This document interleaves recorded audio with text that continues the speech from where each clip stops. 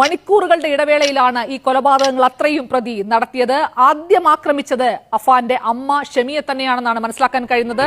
രാവിലെ 10 മണിയോടുകൂടി ഇന്നലെ രാവിലെ 10 മണിയോടുകൂടി അമ്മ ഷെമിയെ ഷാളുകൊണ്ട് കടുത്ത് മുറുക്കി കൊല്ലാൻ ശ്രമിച്ചു. അതായത് അമ്മയോട് അഫാൻ പണം ആവശ്യപ്പെട്ടിരുന്നു, അത് നൽകാതിരുന്നപ്പോഴായിരുന്നു ഈ ആക്രമണം നടത്തിയത്.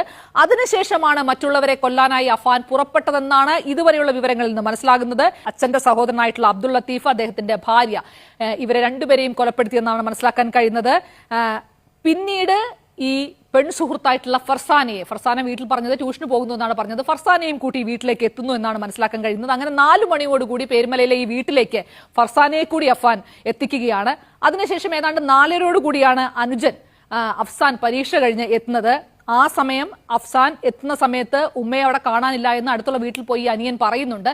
ആ പറഞ്ഞ സമയത്ത് ഇവരുടെ ഉമ്മയുടെ ഷെമിയുടെ ഫോണിലേക്ക് ഇവർ വിളിക്കുന്നു. ആ ഫോൺ എടുക്കുന്നത് പക്ഷെ അഫാനാണ്. അപ്പോൾ അഫാൻ പറയുന്നുണ്ട്, ഞാൻ വരാം, നീ അവിടെ നിൽക്കുക എന്ന് പറയുന്നുണ്ട്. അങ്ങനെ ഈ അനിയനെയും കൂട്ടി ആ വീട്ടിലേക്ക് അഫാൻ എത്തുന്നുണ്ട്.